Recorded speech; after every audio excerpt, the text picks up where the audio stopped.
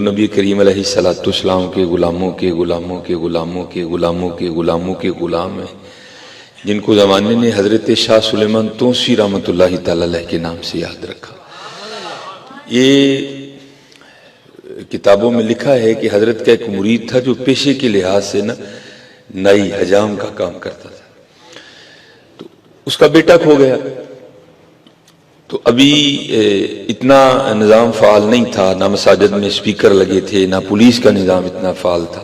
پہلے اس نے خود ہی تلاش کیا، جب نہیں نہ ملا تو پھر آخری آپشن وہ اپنے پیر و مرشد کی بارگاہ میں حاضر ہوا اور آ کر عرض کی حضور وہ بیٹا صبح کا گھر سے گیا ہے اور ابھی تک واپس نہیں لوٹا، کیونکہ حضرت یہ پیری مریدی کا ایک قاعدہ ہے کہ مرید وہ ہے جس کی اپنی مرضی نہیں، اور جو مرید مرضیاں کرنی نہیں نہ چھوڑتا حضرت اس کا بنتا بھی کچھ نہیں، بنتا اسی کا کچھ ہے جو اپنی مرضیاں کرنی چھوڑ دیتا ہے۔ تو لکھا ہے کتاب میں کہ حضرت نے خاموشی اختیار کی، وہ بھی آگے سے نہیں بولا۔ اور میں اکثر جب احباب کو سناتا ہوں تو میں حیران رہ جاتا ہوں، یار ایسے بھی مرید ہو گزرے کہ 18 سال بیت گئے بیٹے کو کھوئے ہوئے، دوبارہ نہیں وہ بات زبان پہ لایا کہ حضرت بیٹا کھو گیا، بیٹا نہیں ملا، میں نے کہا بھی تھا، آپ بولے ہی نہیں، آگے سے نہیں بولا۔ کیونکہ میاں محمد بخش صاحب نے بڑی خوبصورت بات کہی تھی، آپ نے فرمایا پیر اپنے دا کہنا منیے جو آکھے سو کریے، پیر اپنے دا کہنا منیے جو آکھے سو کریے، جس پانی وچ پیش نہ جائے نہ وڑیے نہ مری۔ ہاں حضرت جو مان جاتا ہے وہ کچھ بن جاتا ہے، جو نہیں مانتا وہ رل جاتا ہے۔ تو 18 سال نہ اس کے بیٹے کو کھوئے ہوئے گزر گئے۔ جب بیٹا کھویا نا تو اس کی عمر 2 سال تھی، تو ظاہر ہے ہر سال وہ دن گھوم کے آتا تھا جس دن بیٹا کھویا تھا۔ تو 18 سال بعد وہی دن تھا، وہی گھڑی تھی، وہ اپنے گھر میں بیٹھا تھا۔ اور آپ کو پتا ہے وَعَلَمُوا أَنَّمَا أَمْوَالُكُمْ وَأَوْلَادُكُمْ فِتْنَةٌ وَاللَّهُ عِندَهُ أَجْرٌ عَظِيمٌ۔ کو بات ہوئی قبلہ شاہ صاحب کی، تو جو بیوی ہے نا وہ پھاٹی پڑی، وہ کہتی ہے مجھے نہ اپنے پیروں کی اتنی باتیں سنایا کرو، میں تو شاہ صاحب کو اس دن مانوں گی جس دن میرا بیٹا ڈھونڈ کے دیں گے۔ اب پیر بھی نگاہ والا تھا حضرت، اس نے بھی دیکھ لیا جو مرید کی آزمائش کرنی تھی، مرید نے بھی 100 میں سے 100 ہی نمبر لیے، وہ بھیج کے نا بندہ بلا لیا، اس کو بتایا نہیں کچھ۔ یہ کتابوں میں لکھا ہے کہ مولا علی مشکل کشا رضی اللہ تعالیٰ عنہ آپ ٹنڈ کروایا کرتے تھے، اور پھر لکھا ہے اسی نسبت اسی محبت کی وجہ سے حضرت شاہ سلیمان توسی رحمۃ اللہ تعالیٰ علیہ بھی آپ بھی کبھی کبھی ٹنڈ کروایا کرتے تھے۔ تو آپ نے نا مرید کو بلا لیا، سر سے وہ پگڑی شریف اتار کے نا، تو اس کو کہتے ہیں یار میرے بال کافی بڑھ گئے ہیں تو میری ٹنڈ نہیں کر دیتا؟ تو اس کی تو موج ہو گئی، اور کیونکہ سنت ہے کہ دائیں جانب سے ابتدا کی جائے، اس نے جہاں وہ اس طرح تیز کیا اور دائیں جانب سے نا وہ سر مونڈنا شروع کر دیا۔ اب جو بیٹے کی جدائی کا زخم تھا نا، بیوی نے اس کو پہلے چھیل دیا تھا۔ اب اندر بیٹے کی اولاد کا ایک طوفان برپا تھا، پیر صاحب سامنے بیٹھے تھے، لیکن کیا کیا اس نے نا اپنی زبان کو اپنے دانتوں کے نیچے دے لیا کہ کہیں کوئی ایسی بات نہ نکل جائے کہ 18 سال کی محنت ہی رائے گن جائے۔ لیکن حضرت طوفان تو طوفان ہی ہے نا، راستہ بنا ہی لیتا ہے۔ جب طوفان کو کوئی اور راستہ نہیں نہ ملا تو اس نے آنسوؤں کی شکل اختیار کی اور آنکھوں کے راستے بہ نکلا۔ تو لکھا ہے کہ اس وقت نا وہ حضرت کا آدھا سر مونڈ چکا تھا، دائیں جانب سے آدھا سر مونڈ چکا تھا، تو آنسوؤں کے قطرے نا شاہ صاحب کے سر کے اسی سے نہ بھی گرتے تو حضرت کو تو پھر بھی پتا تھا حضرت۔ تو جب وہ آنسوؤں کے قطرے گرے نا تو آپ نے وہ پیچھے دیکھا، تو دیکھا تو مرید رو رہا ہے۔ اسے پوچھتے ہیں اوے نائی بابیا تم کیوں رون رہے ہیں؟ تو پھر تو پھوٹ پھوٹ کے رویا۔ عرض کردہ حضور 18 سال ہو گئے بیٹا کھوئے، آج بیوی نے تانا دیا ہے، کہتی ہے میں شاہ صاحب کو اس دن مانوں گی جس دن میرا بیٹا ڈھونڈ کے دے۔ وہ مرید تھا نا حضرت، اور ساتھ رو کے کہتا ہے حضور یہ وہ کہہ رہی ہے میں نہیں کہہ رہا۔ ہاں فرمانے لگے اس نے کون سا روز روز کہنا ہے، جا تو گھر، تیرے جانے سے پہلے پہلے بیٹا آ چکا ہوگا۔ وہ عرض کرتا ہے حضور کسی آزمائش میں نہ ڈالیے گا، اگر اس نے اب آپ کی جناب میں کوئی بے ادبی کی تو میں گردن بھی توڑ دوں گا۔ فرمایا لوڑ ہی نہیں پڑے گی، تو جا۔ وہ بھاگا حضرت، وہ کتنا بھاگے گا حضرت؟ بندے کا بھاگنا ولایت کی پرواز کے سامنے معنی کیا رکھتا ہے حضرت؟ بڑا بھاگا حضرت، بڑا بھاگا، بڑی جو ہے نا اس نے وہ دوڑ لگائی حضرت۔ لیکن جب گھر گیا نا تو کیا دیکھتا ہے کہ سارا گاؤں اکٹھا ہے، چھت پہ بیویاں چڑھی ہیں۔ بڑا حیران ہوا یہ بھائی یہ سارا گاؤں کیوں اکٹھا ہو گیا، تو یہ بیویاں کیوں اکٹھی ہیں؟ تو وہ لوگوں کو پیچھے کر کے اندر گیا. تو جب اندر گیا نا تو کیا دیکھتا ہے کہ صحن میں چارپائی بچھی ہے جس پہ 20 سال کا گبرو جوان لڑکا بیٹھا ہے. اب تو حضرت میں اکثر کہتا ہوں پتہ نہیں شاید وہ پنجابی ہم سیالکوٹ کے رہنے والے ہیں, وہ پتہ نہیں ناڑا چوئے کو ناردہ جوس تو رنڈے ہے, ٹھنڈا ہو گیا اللہ. لیکن تب خونوں میں گرمی تھی حضرت, خون نے خون کو کھینچا. باپ کو نہیں بتانا پڑا کہ یہ تیرا بیٹا ہے اور نہ بیٹے کو بتانا پڑا کہ یہ تیرا باپ ہے. دونوں بغل گیر ہوئے, خوب روئے. جب اندر کا طوفان تھم گیا نا تو لکھا ہے کہ باپ نے نا بیٹے سے پوچھا, اس نے کہا پتر یہ تو بتا کس طرح گیا اور آیا کس طرح. وہ کہتا ابا جی جب گیا تھا تب تو خود ہی چھوٹا تھا, پتہ ہی نہیں کچھ. جب تھوڑا جوان ہوا, عقل تھوڑی آئی تو میں نے دیکھا کہ میں سکھوں کے گھر میں ہوں. اور انہوں نے بھی کبھی نہیں کہا کہ تو ہماری اولاد ہے, وہ کہا کرتے تھے ہم نے تجھے مسلمانوں کے گاؤں سے اٹھایا ہے, لیکن یہ نہیں بتاتے تھے کہ اٹھایا کہاں سے. اگر بتاتے تو وہاں لوٹ آتا. اچھا بیٹا یہ تو ہوا جانا, اب یہ بتاؤ آنا کیسے ہوا. وہ عرض کرتا ہے ابا جی میرا جو سکھ مالک ہے نا وہ کہیں جانے والا تھا اور میں اس کا گھوڑا تیار کر کے اس کی لگام پکڑے کھڑا تھا. میرا منہ دروازے کی جانب تھا, بابا دروازے سے نہیں آیا, زمین سے نکلا یا آسمان سے گرا مجھے نہیں پتا. بھاگتا ہوا آیا, میرا ہاتھ پکڑا اور گھوڑے سمیت یہاں کھڑا کر کے خود غائب ہو گیا. اب وہ مرید تھا نا تو وہ پوچھتا ہے بیٹا اگر میں لے جاؤں اور بابا جی کی شناخت کرنی پڑے, پہچاننا پڑے تو پہچان لے گا. ہائے ہائے. تو وہ جواب کیا دیتا ہے, کہتا ہے ابا جی پہلی بات تو یہ بابا جی اتنے سونے ہیں ساری زندگی ان کی صورت مبارک نہیں بھولے گی, لیکن سب سے بڑی نشانی یہ تھی کہ آدھی ٹینڈ تھی آدھے سر پہ بال تھے. اللہ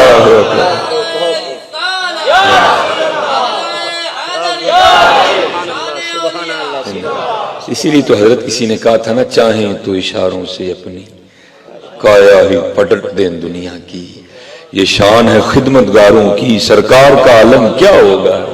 ہاں اس لیے میرے دوستو یہ بات سنانے کا مقصد یہی ہے کہ جب بھی درود پاک پڑھنا ہے یقین رکھ کے پڑھنا ہے. یہ شان ہے خدمتگاروں کی سرکار کا عالم کیا ہوگا. جب بھی درود پڑھنا ہے یقین سے پڑھنا ہے. میں نہیں دیکھ رہا لیکن نبی کریم علیہ السلام تو دیکھ ہی رہے ہیں, اور یہ دیکھنے والا آپشن بھی موجود ہے. ہاں یہ بھی ہے, ہم تو مائل با کرم ہیں کوئی سائل ہی نہیں, راہ دکھائیں کسے کوئی راہ روے منزل ہی نہیں. یہ بہت بڑے شیخ گزرے ہیں سلسلہ عالیہ چشتیہ صابریہ, میرے خیال سے نظامیہ میں نہیں صابریہ میں ہے, حضرت سید عبد القدوس گنگوہی رحمۃ اللہ تعالی علیہ. کمی پیشی اللہ معاف کریں, یا نظامی ہیں یا صابری ہیں واللہ اعلم, لیکن ہے چشتی بزرگی ہے. تو آگے ایک مرید ہوئے ہیں صاحب تصنیف بزرگ تھے حضرت عبداللہ شاہ تھانیسری رحمۃ اللہ تعالی. تو یہ پہلے صوفیاء کے قائل نہیں تھے, بڑے مخالف تھے. تو بہرحال اللہ نے توفیق توبہ دی, آپ نے حضرت سید عبد القدوس گنگوہی رحمۃ اللہ تعالی علیہ کے دست مبارک پر بیعت کی. جو مرید ہو گئے نا تو حضرت سید عبد القدوس گنگوہی رحمۃ اللہ تعالی نے پوچھا شاہ جی کو آج بھی کیتا جی. تو عرض کی حضور بڑے کی ہیں. تو فرمایا پھر اس طرح کریں ایک ہمارے کہنے پہ بھی کار ہے. اب بڑا فرق ہوتا ہے حضرت, جو خود جاتے ہیں نا وہ بس تصویریں کھینچ کے واپس آ جاتے ہیں, لیکن جو کسی کے بھیجے جاتے ہیں نا پھر آ کے اگر ان کو پوچھے نا کہ کیا ہوا ادھر تو پھر وہ کہتے ہیں ہم نے تجھ ادھر دیکھا سرکار نظر آئے. جو خود جاتے ہیں نا وہ تصویریں کھینچ کے آ جاتے ہیں بس, لیکن جو کسی کے بھیجے جاتے ہیں پھر وہ اگر ان سے پوچھو نا کیا تھا وہ, پھر وہ کہتے ہیں ہم نے تجھ ادھر دیکھا سرکار نظر آئے.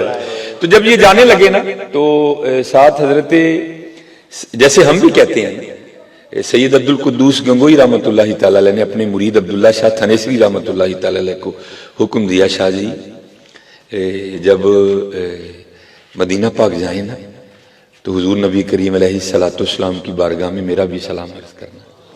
تو بس پیچھے نگاہ تھی حضرت, تو کچھ ایسی کیف و مستی طاری ہوئی کہ بس جو جن کو الفاظ میں بیان نہیں کیا جا سکتا. حضرت حج کر لیا, پھر حاجیو آؤ شہنشاہ کا روزہ دیکھو, سبحان اللہ, کعبہ تو دیکھ چکے کعبے کا کعبہ دیکھو حضرت.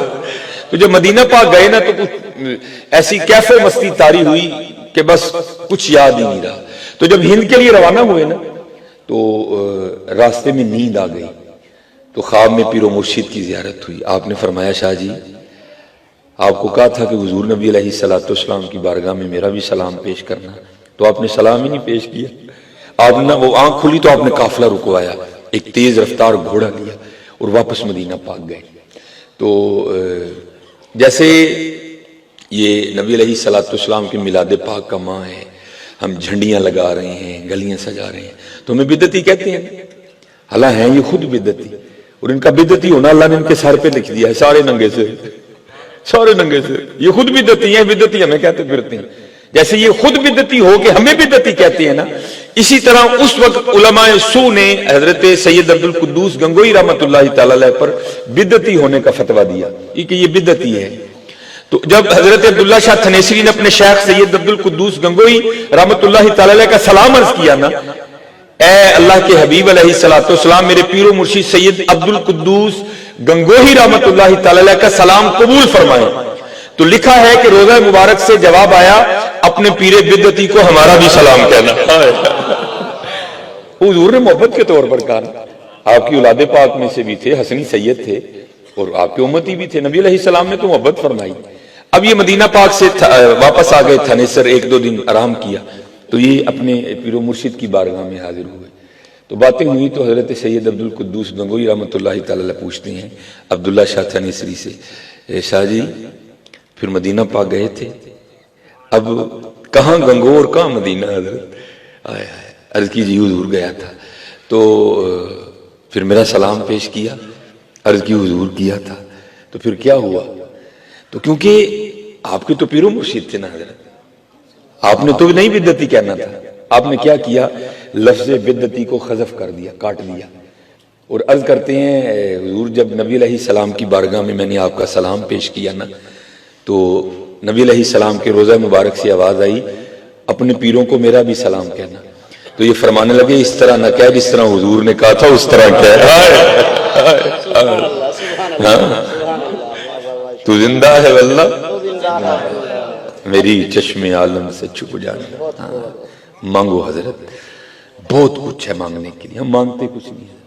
کبھی جھولی پھیلا بھی دیں تو دنیا سے شروع دنیا پہ ختم ہے. اقبال نے کتنا اللہ بڑے اشعار ہیں, میں چلو اتنا نہیں جاؤں گا کیونکہ دو جو ہے نا وہ خطابات ہیں. تو کیا اقبال کہتے ہیں, شراب کہن پھر پلا سا کیا, وہی جام گردش میں لاسا کیا. وہ جو بایزید کو پلایا تھا, جو جنید کو پلایا تھا, شراب کہن پھر پلا سا کیا, وہی جام گردش میں لاسا کیا. تڑپنے پھڑکنے کی توفیق دے, دل مرتضی سوز صدیق دے. جگر سے وہی تیر پھر پار کر, تمناؤں کو سینوں میں بیدار کر. میری ناؤ گرداب سے پار کر, یہ ثابت ہے تو اس کو سیار کر. مانگا کرو حضرت, مانگا ہے آج وہ مائل بکرم, اور بھی کچھ مانگا, بس کمی ہے تو ہم میں ہے. یہ 31 اکتوبر حضرت غازی علم الدین شہید رحمۃ اللہ تعالی علیہ, ماشاءاللہ بزرگ بیٹھے ہیں, تو میں تو سبق ہی سنا رہا ہوں. یہ کیونکہ بزرگ کہتے ہیں کہ اگر کوئی شخص بے گناہ قید ہو نا, بے گناہ ظلم اس نے نہ کیا ہو, کوئی قید ہو جائے, تو وہ سورہ یوسف کی تلاوت کرے یقین پختہ رکھ کے, تو اللہ جل شانہ سورہ یوسف کی برکت سے رہائی کا اہتمام کر دیں گے. اگر پڑھ نہیں نہ سکتا تو کسی سے سن لے, اگر سن بھی نہیں سکتا تو پھر کسی کی ڈیوٹی لگا دے, بھائی میری طرف سے پڑھنا. یہ بزرگ کہتے ہیں کہ حضور امیر ملت پیر سید جماعت علی شاہ رحمۃ اللہ تعالی, حضور پیر میر علی شاہ رحمۃ اللہ تعالی, تو کچھ اور بزرگ اکٹھے ہوئے اور آپس میں اسی موضوع پہ گفتگو ہوئی. بھائی علم الدین تو بے گناہ ہے, اس نے تو وہ کام کیا ہے جو کسی کسی کے حصے میں آتا ہے, تو اس کو قید کر دیا, تو اب زور چل نہیں رہا, کیا کریں. تو پھر اس طرح کرتے ہیں کہ پتہ نہیں علم الدین ناظرہ بھی پڑھے ہیں کہ نہیں پڑھے, اگر ناظرہ پڑھے بھی ہیں تو پتہ نہیں مخارج درست ہیں کہ نہیں درست, پتہ نہیں اب کسی قاری سے پڑھے ہیں یا کسی عورت سے پڑھے ہیں.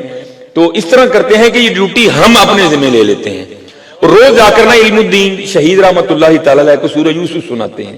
اجازت دی, یہ بزرگ آئے, سارا مدعا بیان کیا, تو علم الدین شہید رحمۃ اللہ تعالی علیہ عرض کرنے لگے حضور اس سے چنگی کون بات ہے, ایک سید قرآن سنائے اور علم الدین سنے, حضور تلاوت شروع کریں.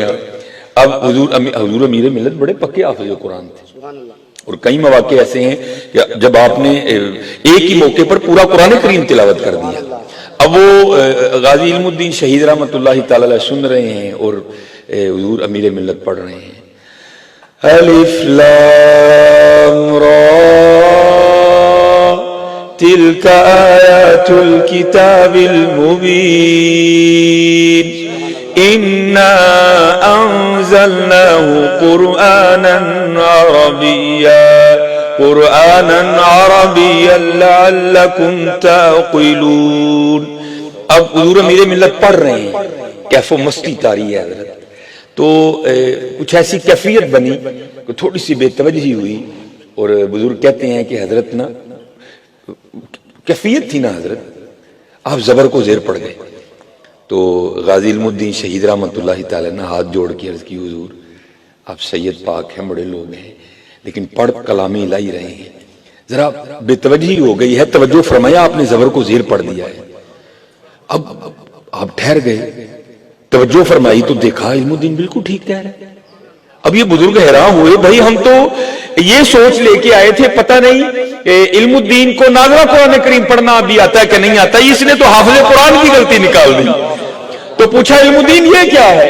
تو عرض کی، حضور آپ نے پھٹیوں پر بیٹھ کر استادوں سے پڑھا ہے، میں نے حضور سے پڑھا ہے۔ تو زندہ ہے واللہ، زندہ ہے میری چشم عالم سے چھپ جانے والا۔ اور اللہ حضرت نے اس سے پہلے وظیفہ بتا دیا، ہاں کیا کرو اس وظیفے کو تسبیح میں، وہ کیا تھا؟ چمک تجھ سے پاتے ہیں سب پانے والے، میرا دل بھی چمکا دے چمکانے والے، پڑھا کرو۔ اور بزرگ کہتے ہیں کہ جب جنازے کا وقت آیا نا، تو جو پہلی صف تھی اس میں تو تھے ہی مشائخ، ایک سے بڑھ کے ایک سادات کا باغ قلعہ تھا۔ اب مشکل یہ درپیش ہوئی کہ بھائی جنازے کے لیے کس کو کہا جائے؟ تو بزرگ کہتے ہیں کہ یہ ڈیوٹی شاعر مشرق علامہ محمد اقبال رحمۃ اللہ تعالی علیہ کی لگی۔ حضور یہ مشکل اب آپ حل کریں۔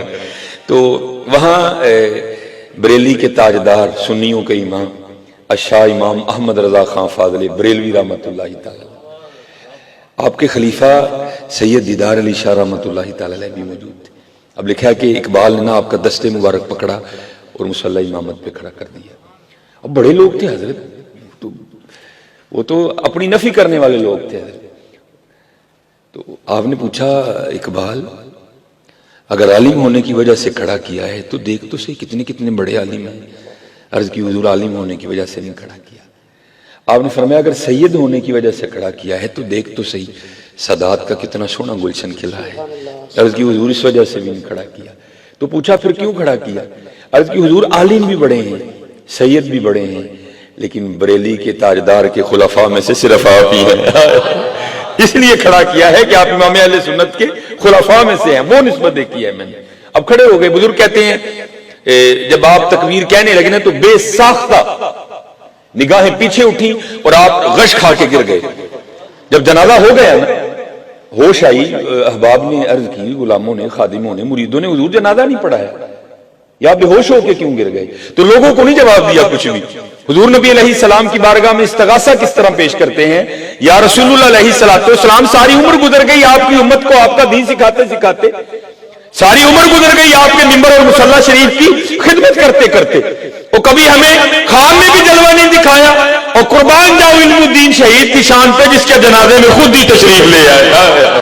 ہاں یار تو زندہ ہے واللہ، تو زندہ ہے واللہ، میری چشم عالم سے چھپ جانے والا۔